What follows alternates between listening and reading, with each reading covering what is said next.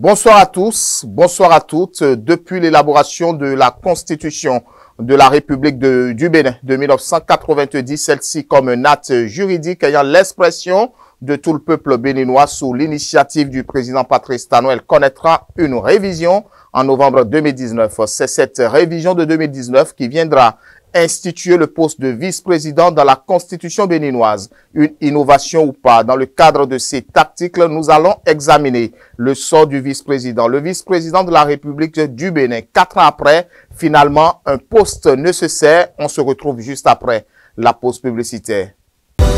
Vous organisez un mariage, un anniversaire, un baptême, un séminaire, un spectacle, un meeting politique ou tout autre événement, Guérit TV Monde vous propose un service de sonorisation professionnelle de meilleure qualité. Pour plus d'informations, contactez-nous au +229 91 19 10 10. Guérit TV Monde, le leader des Web TV.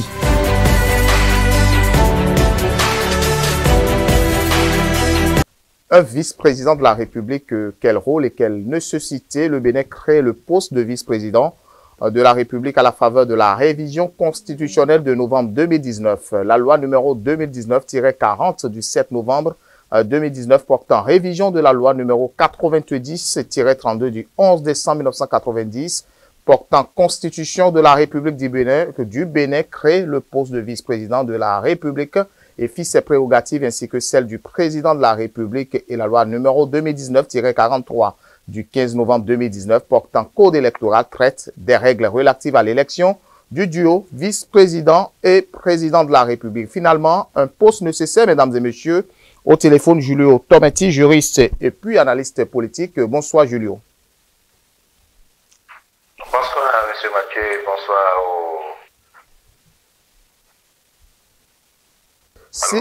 Si on vous demande de porter un regard sur le poste du vice-président de la République du Bénin, 4 ans après, que diriez-vous? Voilà, on ne peut apprécier peut-être la pertinence ou l'opérationnalité de ce poste qu'à l'aune de son texte fondateur, c'est-à-dire la Constitution révisée de 2019, tel que vous venez de le dire. Alors, il faut se référer à la Constitution, qu'est-ce que la Constitution a prévu, notamment en son article 54, c'est que le vice-président de la République, d'abord, sa position essentielle, ou son rôle essentiel, c'est d'assurer en fait la continuité de l'institution qu'est le président de la République en cas de décès ou d'empêchement définitif. Donc, c'est pour éviter en fait une certaine rupture par rapport à la continuité du poste du président de la République. Donc, à part ça, le vice-président de la République, comme vous l'avez dit, il est le grand chancelier de l'ordre national et il peut représenter à sa demande le président de la République à l'extérieur sous sa recommandation, autant à l'intérieur qu'à l'extérieur. Il est précisé aussi en fait que le vice-président de la République n'est pas membre du gouvernement, donc ne siège pas en Conseil des ministres. Et donc, présenter ainsi, si on se pose la question aujourd'hui de savoir est-ce que ce poste reste pertinent ou pas, de ma position, je dirais oui, parce que jusque-là, la vice-présidente a assumé jusque-là ses fonctions. On ne peut pas espérer autre chose. On ne peut pas espérer autre chose d'une certaine façon. La chancellerie, elle assume les déplacements ou les questions de représentativité du chef de l'État à des instances internationales, elle l'assume. Il n'y a pas encore rupture en fait de l'institution parce que le président de la République est encore là. Donc, de ce point de vue, la vice-présidente de la République continue d'assumer ses fonctions conformément à la Constitution parce que, en réalité, c'est à ça qu'elle est destinée. On ne pouvait pas espérer autre chose. En fait, que ça, il n'y avait pas de raison. Est-ce qu'elle est d'une certaine utilité dans la masse? Non. Elle est là simplement pour remplacer le chef de l'État en cas de nécessité, comme on vient de le dire. Elle ne siège pas en Conseil des ministres et donc par rapport à ça, il n'y a pas grand-chose à attendre d'elle. C'est pour assurer la continuité de l'institution présidentielle. quelle plus-value concrètement ce poste a apporté 4 ans après, Julio? La plus-value, c'est que on ne veut pas encore fondamentalement la plus-value parce que, en fait, nous n'avons pas encore connu l'événement essentiel pour lequel, en fait, le poste a été créé. Je le disais tantôt, c'est pour assurer la continuité. S'il était arrivé, par exemple, que le chef de l'État ait été, je ne dirais pas frappé d'un malheur, ou quelque chose lui arrivait, ou qu'il ne soit pas plus en condition d'assumer ses fonctions de président de la République, à ce moment-là, nous aurions noté la pertinence, en fait, de l'institution du poste de vice-président de la République. L'événement n'ayant pas n'ayant pas fait jour, n'étant pas encore là. Et donc, je pense, en fait, il n'y a pas lieu à attendre les grandes choses d'une certaine façon. Et donc, il ne faudrait pas attendre que les événements viennent avant de prendre les mesures. C'est vrai que la Constitution telle qu'il était avait prévu un certain nombre de mécanismes de remplacement du président de la République en cas d'empêchement. Il y a des cas où c'est le président de l'Assemblée nationale, il y a d'autres que c'est d'autres cas où c'est le président de la Cour constitutionnelle. Mais ici, on a aménagé de façon à ce que on puisse être focus tous sur qui pourrait remplacer le président de la République en cas de nécessité. Donc, en termes de plus-value, je n'ai pas sûr, en fait, qu'on ait de plus-value. C'est comme si, d'une certaine façon, vous avez dit, peut-être vous avez construit votre maison et que vous y avez mis pour faire tout là, hein, vous avez mis un agent de sécurité. Tant que vous n'avez pas été éprouvé, en fait, par un acte de délinquance, vous n'allez jamais pouvoir apprécier, en fait, la pertinence de la création ou bien de la mise à disposition de l'agent de sécurité. Il aura fallu qu'il y ait peut-être un acte de délinquance pour que vous appréciez véritablement l'objectif ou bien le pourquoi ou bien la portée ou la pertinence de son existence. Donc, c'est dans ce genre de situation que nous sommes actuellement. Donc, au-delà des substitutions, ce n'est pas un poste budgétivore. Budgétivore, on ne peut pas l'apprécier parce que, comme nous le disons, le vice-président ne reste pas, en fait, seulement à attendre qu'il y ait vacances de poste du président pour le remplacer. On a dû habilement lui trouver, en fait, une occupation qu'est la chancellerie d'une certaine façon. Et donc, budgétivement, je dis non, parce que, en fait, le poste de chancellerie existait et il y a une part de notre budget qui lui est consacrée. Et donc, si le vice-président peut en même temps jouer ce rôle-là, je pense que même ça participe même d'une certaine façon de la rationalisation des dépenses publiques, encore que elle peut rester dans la réflexion avec le chef de l'État. C'est le chef de l'État qui détermine les rapports qu'il peut avoir avec le vice-président de la République, puisque ce dernier peut en fait le solliciter pour le représenter à certains événements spécifiques. Donc ça veut dire que même si elle ne siège pas en Conseil des ministres, elle est d'une certaine manière dans l'économie en fait de la gouvernance. Elle constitue quelque part ou quelque peu l'un peut-être de ceux que le chef de l'État, à qui le chef de l'État peut faire recours pour d'éventuels conseils. Donc c'est le chef de l'État qui détermine quels sont les rapports profonds qu'il peut avoir avec le vice-président de la République qui est supposé le remplacer en cas d'empêchement, même s'il ne siège pas au Conseil des ministres. Merci Julio. C'est moi. Merci. Le vice-président du Bénin est le deuxième poste politique le plus élevé. La vice-présidence a été créée par les amendements de 2019 apportés à la Constitution du Bénin. Le vice-président est élu en même temps que le président de la République lors des élections présidentielles. La vice-présidence a été créée pour assurer la relève en cas de vacances. À la présidence, le vice-président peut se voir confier d'autres tâches par le président. Un poste finalement nécessaire, mesdames et messieurs. On suit quelques citoyens. Ils sont au micro de Anselme Richard et Modeste Adanzeto.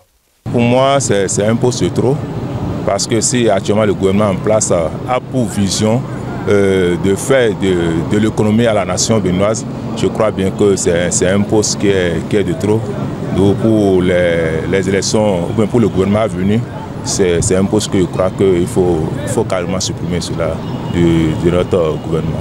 Parce qu'avant, il avait déjà une manière de gérer la nation.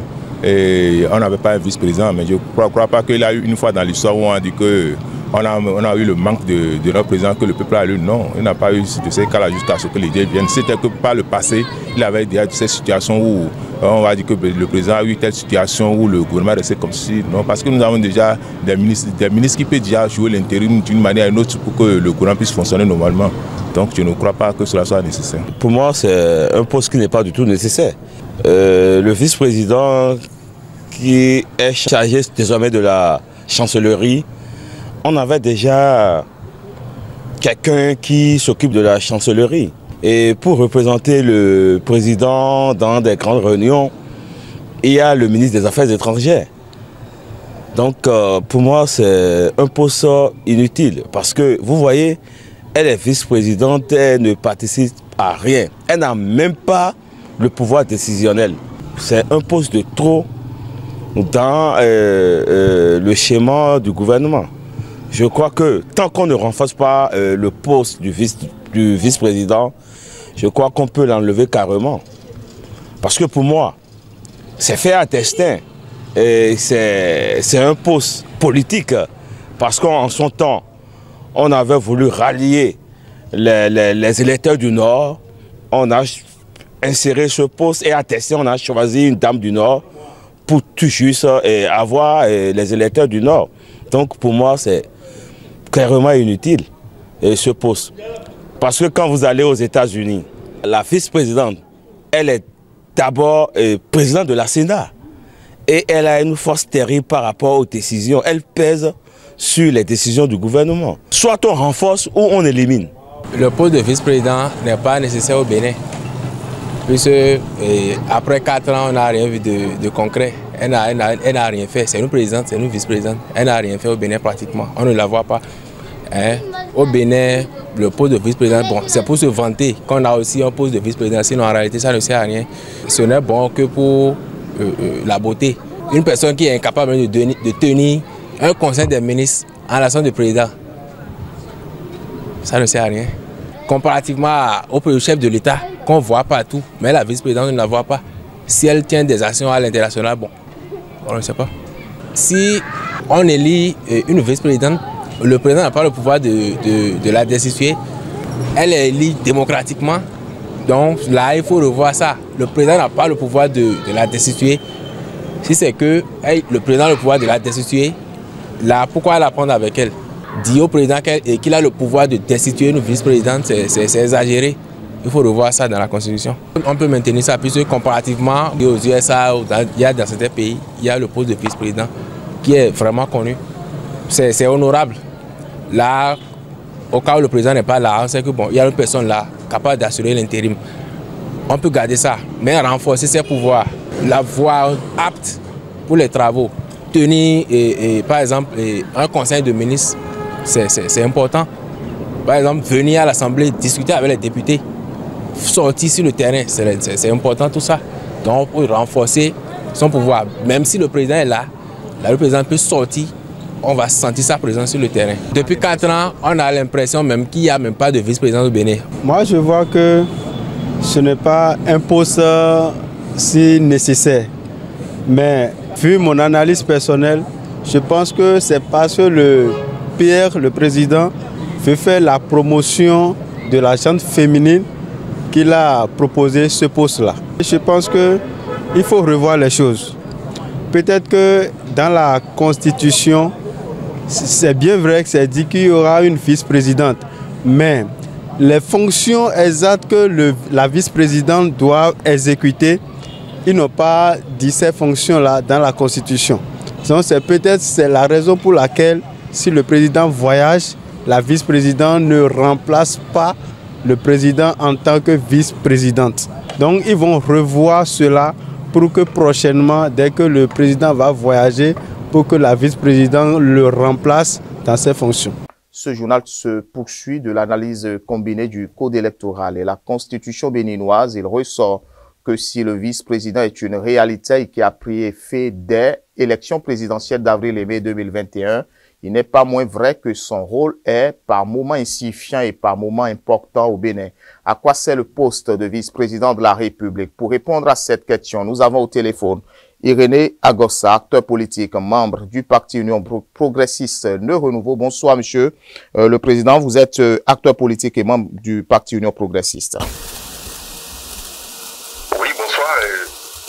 Je vous salue tous. Nous sommes toujours en mois de janvier, donc je présente mes vœux les meilleurs à toutes vos auditrices et auditeurs.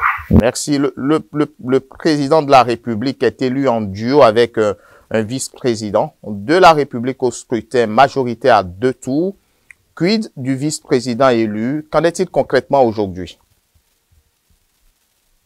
Le vice-président de la République a été instauré, comme vous l'avez dit, à travers la modification de la Constitution de 2019, je crois, et que ce poste est le poste politique, le deuxième poste politique important du pays, puisque le vice-président assume la présidence en cas de vacances du chef de l'État. Il représente le chef de l'État à l'intérieur et à l'extérieur du pays, et en même temps est le grand chancelier de l'ordre national.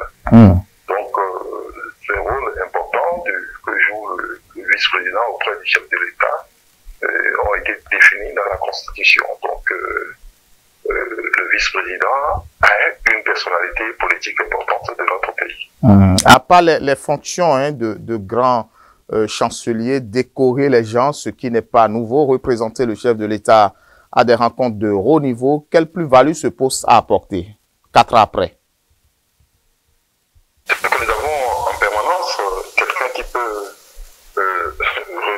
prendre les directives de l'État dès qu'il y a vacance du pouvoir, et qui se consacre à cela. C'est très important. C'est-à-dire que dès qu'il y a vacance du pouvoir, celui qui s'en occupe s'occupe déjà des affaires de l'État. Donc il n'y aura pas rupture du tout. Donc toute l'importance du poste se trouve à ce niveau.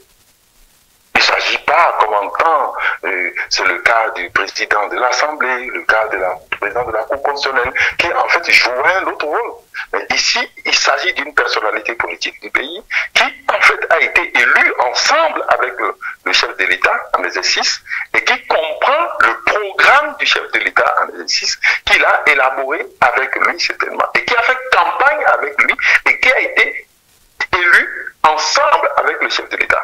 Donc ça, c'est capital, c'est important. Donc, en réalité, donc, celui qui joue ce rôle est déjà dans le standing block et qui est prêt à prendre immédiatement les règnes du chef de l'État dès qu'il y a les règnes du pouvoir, dès qu'il y a vacances de pouvoir.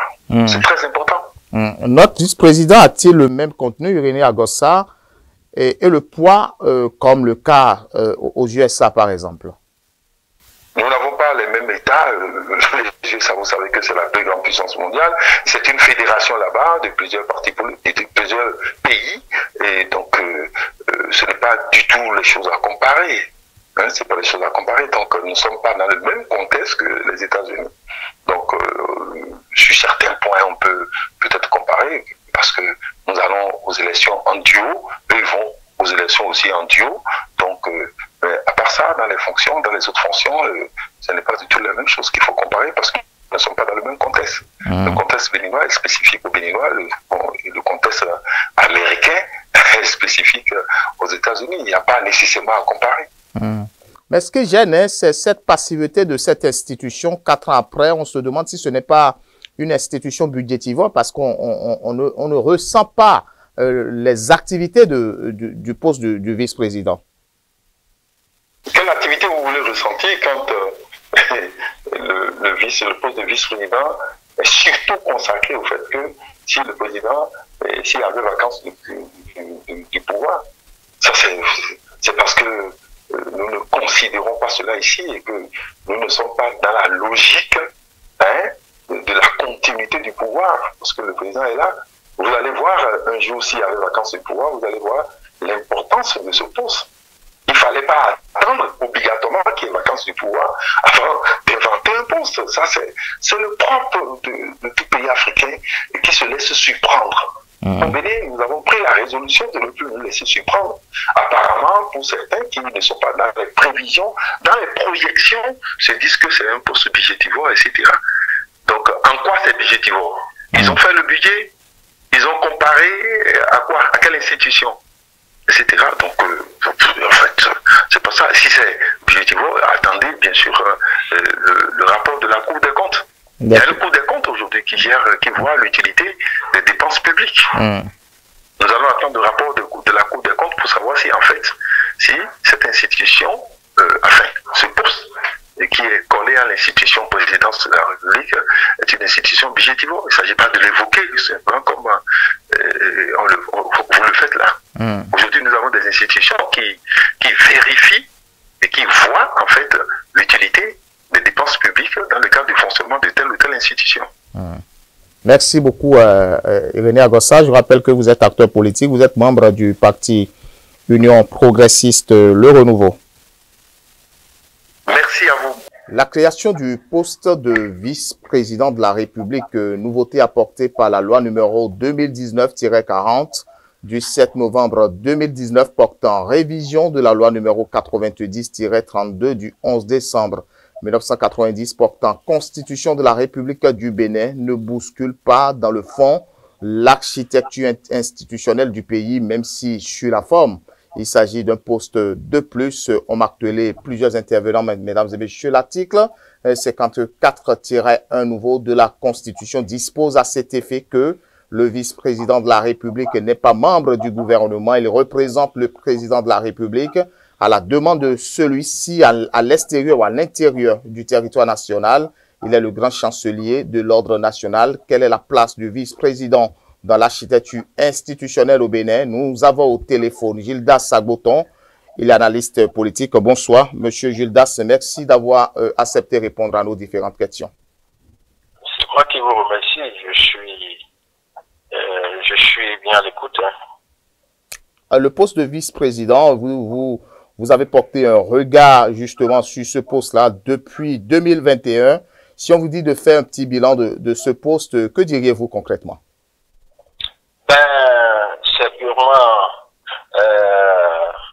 un poste budgétivore, même si pratiquement 4 ans après, on ne peut pas dire combien ce poste de vice-président coûte aux contribuables béninois. Non, ça, c'est plus un secret pour personne au Bénin, hein, que tout est dans l'omerta en ce qui concerne les dépenses publiques. Mais soit dit en passant, le poste lui-même, au fond, ça apporte quoi? Comme vous l'avez dit, et vous avez su bien planter le décor, hein, dans l'architecture institutionnelle du pays. C'est un peu comme du copier-coller, hein. On a vu les autres faire ailleurs, on a également voulu le faire, sans réellement, j'allais dire, se poser des questions, par exemple liées aux antécédents politiques de notre pays. Et c'est là, moi, je me pose bien la question de savoir si ça n'a pas été juste également là une ruse politique pour montrer aux gens qu'on a envie de mieux faire. Est-ce que vous êtes en train de dire que c'est une institution de trop? Non, non seulement que c'est une institution de trop, mais c'est une institution que pour la plupart des Béninois, d'ailleurs, je ne vous apprends rien en disant qu'il y a même des Béninois qui ne connaissent même pas jusqu'à la date d'aujourd'hui qu'on a un vice-président, mais mieux pour ceux qui connaissent, c'est que on ne saurait même dire réellement ce que cela représente dans le pays. Non, parce qu'on a eu dans le passé, pour la grande chancellerie du Bénin, en tout cas, du Bénin, des gens qui ont des personnalités qui ont occupé cela, qui ont été nommés par le président de la République. Et donc ça, c'est une institution dans le pays qu'on connaît tous. Et que un vice-président de la République soit là pour juste porter, je ne sais pas, des distinctions honorifiques donc aux gens, et que ce soit ça le contenu essentiel du poste de vice-président, réellement, c'est venu du génie du Béninois, et cette trouvaille-là. C'est là on descend des nues. C'est ça, on se dit concrètement, mais écoutez, et ce poste de vice-président, même dans la Constitution, à peine vous avez 2 ou 3 phrases dans 2 ou 3 articles également pour consacrer à cela. En réalité, non seulement que dans la forme ça ne veut rien dire, mais également dans le fond, il n'y a pas grand-chose dedans. Donc c'est quelque chose de trop, non pas seulement sur le plan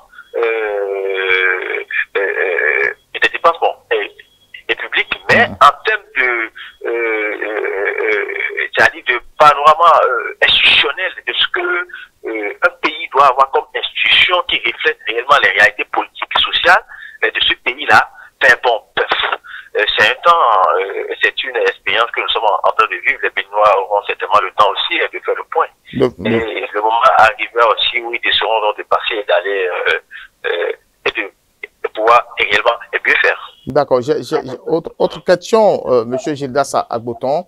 Le test a été clair. Le test dit ceci, je cite, c'est contrairement au président de la République qui a une institution, le vice-président de la République n'en est pas une et n'est ni chef du gouvernement, ni membre du gouvernement, élu ou désigné. Il peut être démis de ses fonctions par l'Assemblée nationale pour manquement grave sur saisine du président de la République. Le pouvoir d'appréciation, je continue, du manquement grave revenant au président de la République. Dans le cas d'un vice-président élu, sa destitution par l'Assemblée nationale sur saisine du président de la République, alors que 2 sont tous élus au suffrage universel. Est-ce que cela ne se pose pas un problème? Non, ça pose évidemment beaucoup de problèmes, mais c'est également à ce niveau peut-être qu'on a essayé de donner un peu plus de valeur au vice-président, parce qu'on a dit il revient à l'Assemblée nationale de décider de sa destitution. Bon, vous savez, ceux qui ont conçu dans leur logique auraient pu également dire qu'il revenait au président de la République, et même s'ils sont tous élus au suffrage universel également, de décider un jour aussi, bon lui en connaît, de démettre également le vice-président de son poste. Bon, ils ne l'ont pas fait, ils ont quand même essayé de lui accorder certaines valeurs institutionnelles, ça se comprend. Mais fondamentalement, vous-même vous comprenez et vous y voyez tout ce qu'il y a comme contradiction dans cela en termes de pratiques institutionnelles, que des gens soient élus en termes de duo, et que un puisse maintenant se référer en tout cas aller vers l'Assemblée nationale parce que peut-être que la tête de son ticket ne lui pesait plus et il va demander maintenant qu'on le destitue et autres. Bon, vous comprenez justement avec moi que c'est juste pour amuser un peu la galerie politique si effectivement dans le pays on n'a pas grand chose à faire et qu'on estime également qu'à l'Assemblée nationale les gens n'ont pas peut-être grand chose à faire pour que on leur demande que quelqu'un qui est là, qui doit donner des distinctions honorifiques, que l'Assemblée prenne son temps pour pouvoir le destituer. Bon, je ne sais pas réellement à quoi cela arrive. Seuls ceux qui l'ont institué peuvent valablement expliquer et nous dire vraiment le fond de cette idée et à quoi cela arrive. Finalement, à quoi sert le poste? Écoutez, à cette question, vous avez vous-même pour la réponse. Que cela ne sert pratiquement à rien pour ce poste-là, parce que il faut pas l'oublier, il y a de pas le passé. Nous avons eu, même dans les années 60, on a eu des vice-présidents. C'était encore beaucoup plus consistant que cela. Aujourd'hui, on a eu est-ce que c'est les mêmes réalités que les pays qui l'ont? Oui, c'est vrai qu'en Afrique de l'Ouest, nous avons des pays également comme le Ghana qui ont plus de vice-présidents, mais vous voyez comment ça fonctionne là-bas. Ici, nous ne sommes pas une fédération, nous ne sommes pas un pays aussi étendu que cela. Quels sont les besoins réels qu'on a ressentis et qui demandent à cela et à ce que on puisse mettre en place un poste de vice-président. Bon, le débat n'a jamais été fait. Ceux qui ont été au courant savent pourquoi cela est fait et ils l'ont imposé. De toute façon, nous sommes à une ère où il y a le pays de ceux qui savent penser, de ceux qui sont intelligents et qui peuvent imposer peut-être à ceux